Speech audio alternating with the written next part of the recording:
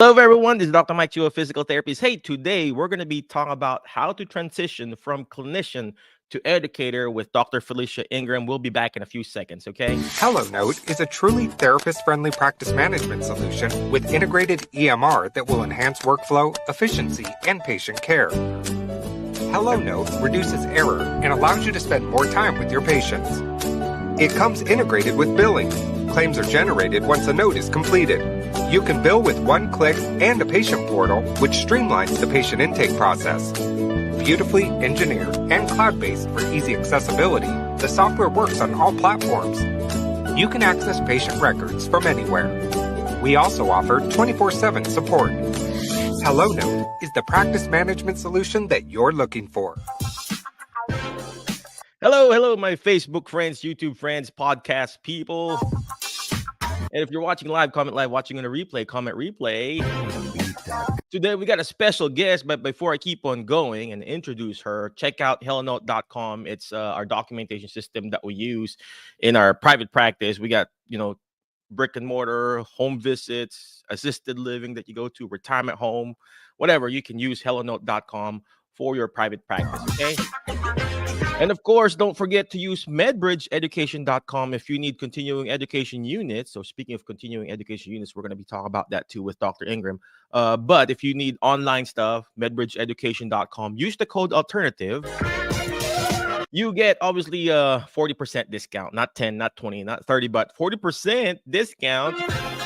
Beat that. And then, of course, the reason why I actually reached out to Dr. Ingram, because she is going to be one of the many awesome, amazing speakers for the upcoming APTA Spring Conference, whatever you call that, festival conference in Nashville. This is going to be happening next week. And I told her, hey, why don't you, come over in our podcast and stuff like that, teach us how you're being amazing and everything like that and leveling up. So before I keep on going, actually, our special guest for today is Dr. Felicia Ingram. She is actually a clinician in the Sports Plus outpatient, actually the hospital outpatient, stuff like that. We'll ask her more. And now she's a program director of the PTA program here at Jackson State University. So without further ado, let's go ahead and bring in Dr. Felicia Ingram.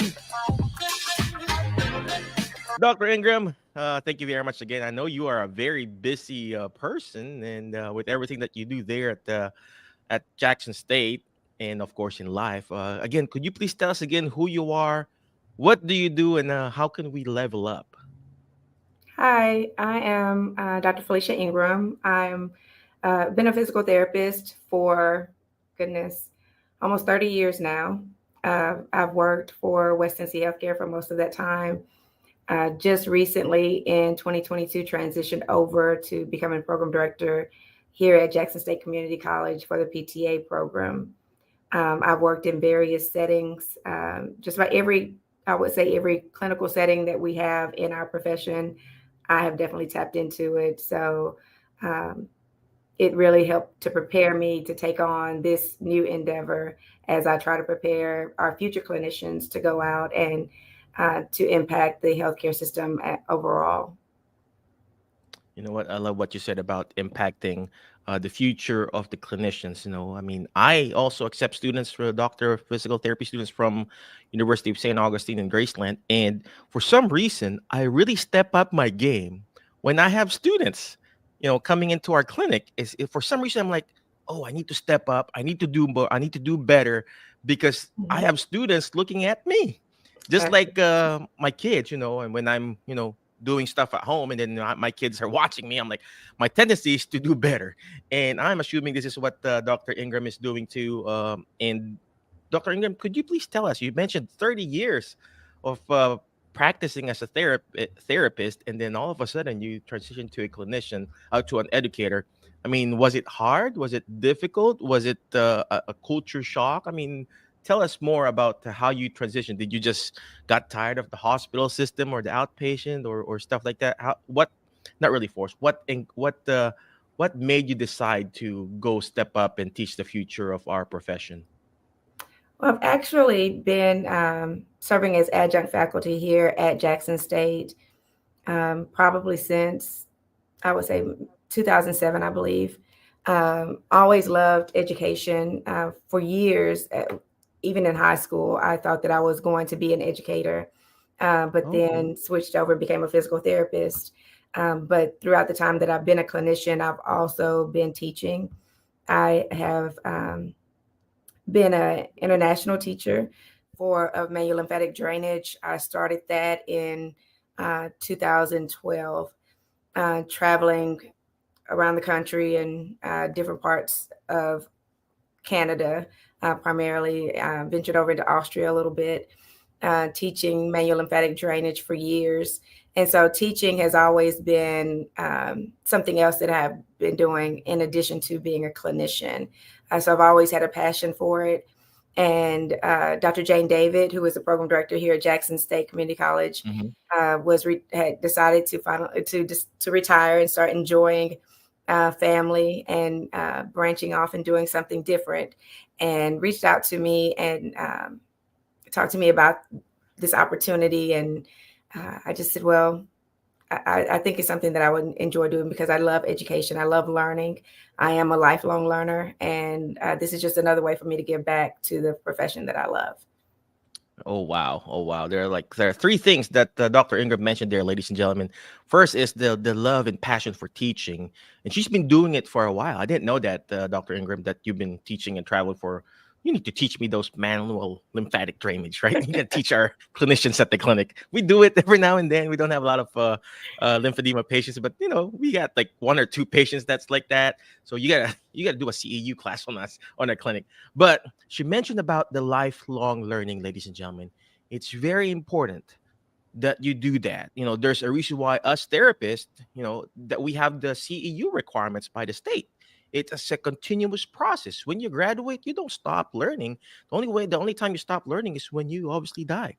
The goal is to keep learning. And of course, aside from learning, is you're applying it. And this is what Dr. Ingram is doing. And I see her all the time. I've been attending their what do you call this meetings at Jackson State, and they're applying it, and they're actually even not forcing, asking their own students to teach. Imagine that. Most of the time it's the teacher who's talking, but when I go there, it's the students who are actually teaching. They're applying it to themselves, so it's very important. So, Dr. Ingram, I know you mentioned, you've done CEU classes, you've traveled around the world speaking, and then Dr. Jane David asked you. So, was it hard because I'm sure you miss clinical setting, but and then now you're teaching or sitting down in the computer teaching all these people who don't even know what a MMT ROM, it's like, you don't know this and stuff like that. You're basically teaching high school graduates, and it's like, seriously, you don't know this yet? So was it hard to transition teaching that? It definitely was hard, because, as you know, from over 20 years ago, even the terminology evolves. Mm, That's why one positive to that is, like you were saying, accepting students. And that's what we tell the students in this program, is because they're intimidated by the thought of, oh, I have to go and do a clinical rotation. And they're intimidated by that. But I tell them, and all of the other faculty here tell the students, yes, you're going to learn from them, but there's also going to be an opportunity for you to share some new and relevant information to these clinicians that are out there. They're going to be learning from you as well, because with our accrediting body CAPTI, they make sure that the information that we teach to our students is up to date and relevant and evidence-based. mhm. And so I'm constantly having to look at the textbooks that are coming out, and looking at our federation, letting us know they're doing the auditings of the textbooks to make sure to see which ones are going to be the best ones for us to use. And we're constantly bringing in those newer textbooks and teaching from those. And so not every clinician has the opportunity to stay in the information to that degree. And so with our students getting the most recent and most relevant information in the classroom, when they go out into the clinics, and the clinical educators, the clinical instructors, they're people that have been out there for years, just like I was. And it's always good to hear when terminology changes, something that we've always called one thing. Now the literature is saying, let's call it something different. Mhm. Knowing that the research is now saying that something that we thought was going to be the gold standard, now something else has transitioned over, and they found that something else is more effective for treating different diagnoses. And our students are able to take that information out into the clinical setting.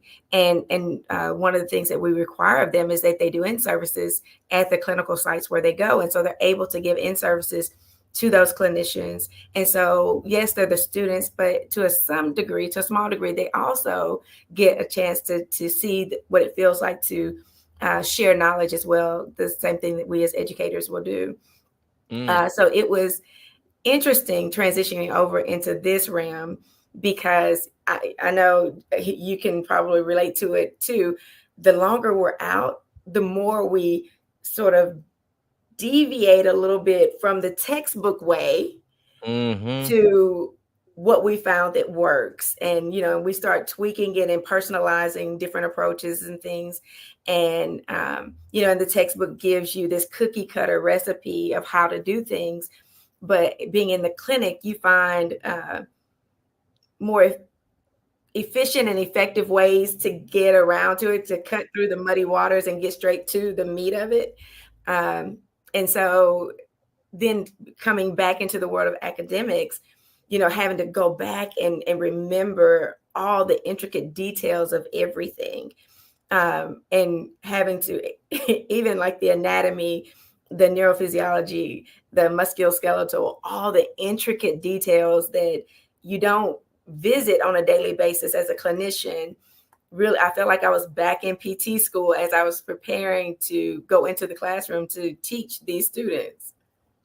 That's so true. That's so true. It's funny you mentioned that because my daughter is in PTA school too, and she would call me and, "Hey, Dad, what's this?" I'm like, I don't even know what that is." And like thinking I have my doctorate degree and everything. And she's in PTA school. She's like, "Dad, what's this?" I'm like, uh, let me Google it. Stuff like that. Thing. Here we are. It's funny. It's good that you mentioned this, Dr. Ingram, because here we are, physical therapists, and you see clinicians. Nothing against the old clinicians like us. I graduated 1999, Dr. Ingram, but we still look young, right? Yeah. Um, and also the therapists who graduated, our generation, all they did, straight leg racing, leg kicks, knee extensions, stuff like that.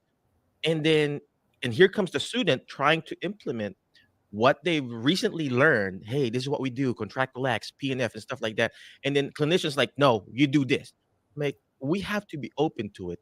And even physicians, think of this, ladies and gentlemen, if you're watching again, watching live, comment live, watching the replay, physicians, they have different types of medication. First generation antibiotics, second generation antibiotic, penicillin, amoxicillin. Now they got all this fancy, 3-day, 4-day antibiotic. And then imagine if they didn't accept the new practices, the new evidence base, they'll be stuck in their own ways. And same thing in therapy. We have to learn to embrace the new generation that's coming in, the new techniques that they're learning, and then you collaborate. Gone are the days that you're competing. You're collaborating, and yet the student is learning from you as a CI, and then you as the CI learning from the students because I learn a lot from them, Dr. Ingram. So, on that note, Dr. Ingram, do you have lots of students applying for PTA school? Because we do have a lack of, we're lacking therapists. We need more therapists out there. So, do you have a lot of students applying? I mean, how are you sharing the good news of it and everything? So, That's one of the things that across the state, program directors, we get together and we discuss what we're seeing in each of our programs. And I will say that across the state, we have seen over the years, we've seen a decline in the number of students that are applying into these for our PTA programs. We do have a substantial amount that are applying, but in comparison to what we were accustomed to even 10 years ago, we have seen a decline. We're trying to get out and educate as much as we can. We're doing a lot of informational sessions. And one of the things that from the educational standpoint, the research is showing is we are able to have more impact, a greater impact on students if we start going out and educating them at like the 8th grade level, as opposed to, for years, it was always go and talk to the juniors and seniors in high school. Well, now what they're saying is we need to start as early as 8th grade. Wow. Because by the time they get to be juniors and seniors, it may be too late, because some students, based upon their socioeconomic backgrounds, or so many other determinants that can impact their decisions on what they will do in the future. Some of them, by the time, coming from middle school to high school, you see a lot of first generation college students. And some of them may feel like I can't afford it, or some may feel like I'm not qualified for it. So if we can get them at the 8th grade level, then what we're able to do is show them that, especially colleges like Jackson State Community College, you can go to school for free. There's a lot of people that don't know that. You can get your PTA degree for free by coming to Jackson State. But whenever they come into high school and they think, oh, college is not an option for me, then they don't strive as hard to be as successful as they need to be. And so that can impact their ability to get into programs like this. But if we get them at the 8th grade level and let them know this is possible, it is a goal that is attainable, then they can start ramping up and doing everything that they need to do to prepare themselves so that they can be a viable candidate for our programs in the future. So we're going out into the middle schools. We're doing informational sessions through Zoom and different things.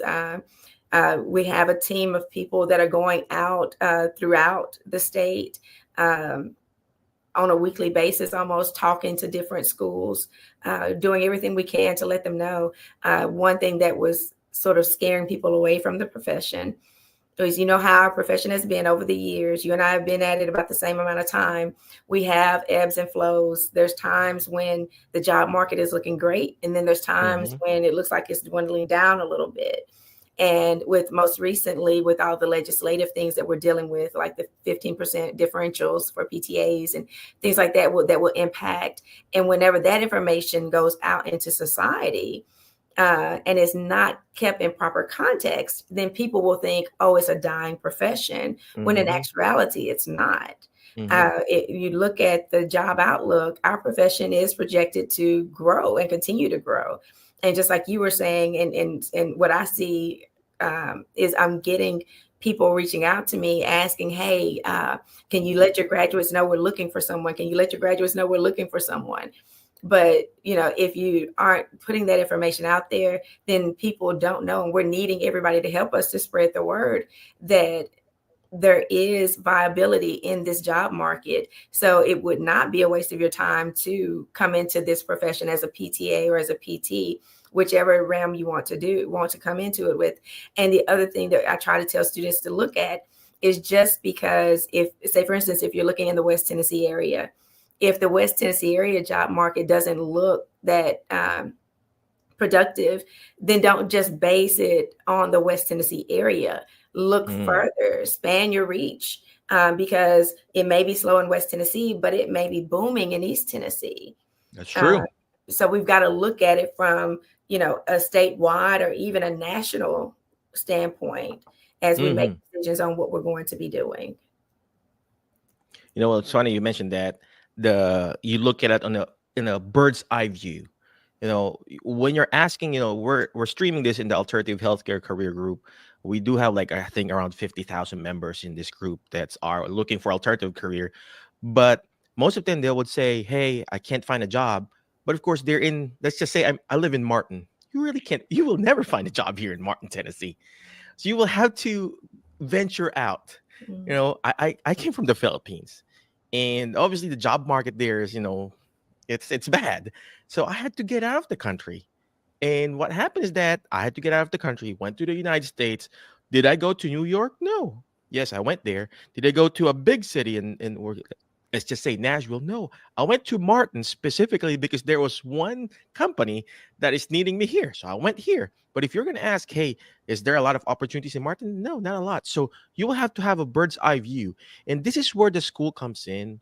They have the bird's eye view. And sometimes we look at in a small view, in a picture, just like what we're doing right now. This one, you're looking at a wide view and close view and a much closer view that you can see my pores, if that made sense. So sometimes you have to go look at the bird's eye view like this, and then you will see the opportunities out there. And let me ask you this too, Dr. Ingram. So aside from the settings, I know you talk about this a lot in school. What are the different settings that a PTA can really do? I know we all know nursing home. You all know outpatient. What else are the other settings that a PTA or a PT can do? Can you talk Oh, about that too, real quick? yeah. I mean, we can, in the school systems, uh, I've worked in that setting. We have PTAs that are working in that setting. The pediatrics, like the Therapy and Learning Center here in Mm-hmm. Jackson, Tennessee, and other pediatric settings throughout the West Tennessee area, throughout the Tennessee area. So you have pediatrics, you have, like you said, the nursing home, the skilled nursing facilities, the inpatient rehab facilities, hospitals. Traveling is another lucrative area that PTs and PTAs can go into, preferably after you've gotten a little bit of time under your belt before you start Mm-hmm. traveling. Home health agencies, same thing. Hopefully you'll spend some time, because with traveling and home health, it requires, to me, it seems like it would be better. You would have a better experience if you have a little bit more clinical knowledge You're under by your belt yourself. before you go into those, Yeah, into you're by those, yourself. No nurse to and you're call, by no doctors to yourself. call. It's just you, right? But there's just a vast array of different settings that you can go into. One of the other areas that I worked in before coming into working at Jackson State was oncology setting. Uh, Mm, the cancer centers. Those are areas that PTs and PTAs can go into. The industry. There are some mhm, industries, because they're trying to decrease the amount of money that they're spending on work comp cases. They're bringing PTs and PTAs into their industries in order for us to hope, more so from a preventative standpoint. mm.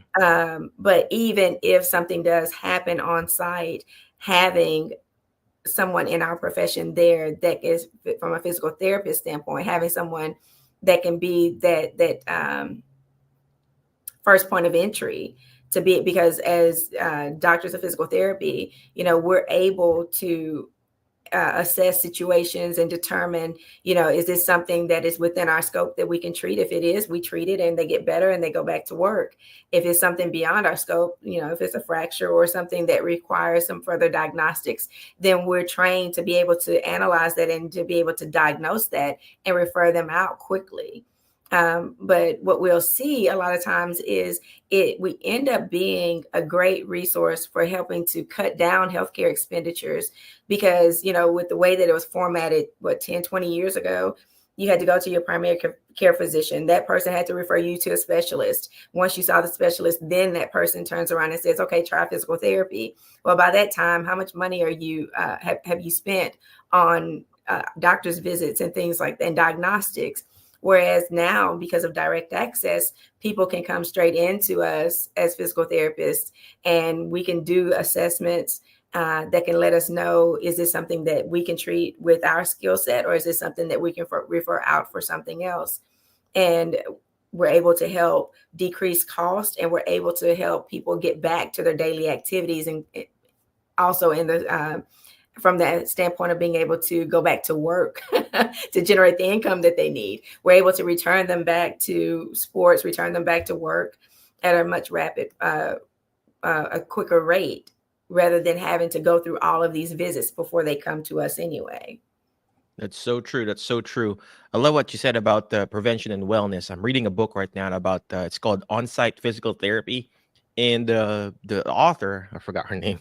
Sorry about that, but she's based in Colorado, and she's doing on-site physical therapy inside companies. Mhm. There's no insurances, there's no middleman. It's basically you being on site for that company and doing actual, direct access services.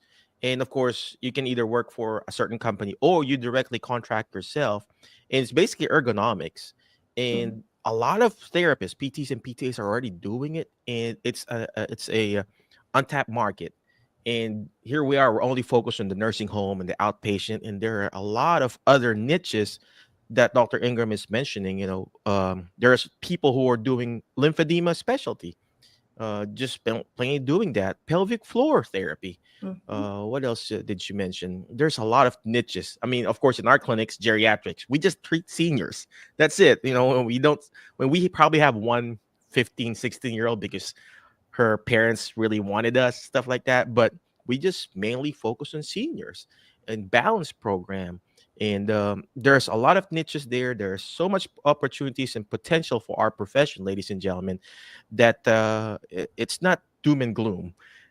The population is getting older, and they still need us. All right, whether it's via the insurance or Medicare or cash payment or whatever kind of a payment source, they still need us. The question is, are you willing to step up and continue to do this in serving the people, what we were called? Because many are called, but few are chosen. And if you're here right now, you are one of the few chosen one that will take care of this population. Dr. Ingram, I know you're very busy.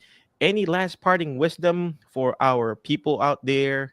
How they can reach out to you and talk to you and stuff like that. When can we find you? And what is the topic that you're going to be talking about next week on the APTA Spring Conference? Yeah, we're having our spring conference, APTA Tennessee. It's going to be at Belmont University on March 22nd, the 23rd. You can register for that conference on the website, tptatn.org. But I'll be doing a presentation on strengthening the therapeutic alliance between provider and the patient, which is a focus on patient factors. What the committee that I serve is the Diversity, Equity, and Inclusion Committee, is one of the committees that I'm on with APTA Tennessee. And what we're wanting to do is offer this continuing ed course, putting an emphasis on trying to create a strong therapeutic alliance between a provider and a patient, understanding that it is one of the most important factors in the success of our treatment. And when we talk about therapeutic alliance, what we're talking about is you're taking that clinician and you're taking that patient and you're doing what insurance companies have been begging for us to do for years, doing a collaborative goal setting. Because the best way to get your patients to buy into therapy is to let them have some input on the goals that you're establishing for them. Find out what it is that they want. Why do they want to come? What are they wanting to accomplish? So collaborative goal setting, shared decision making, so that, we're not, even though we may know what's the best thing to do in that treatment session or how we want it done.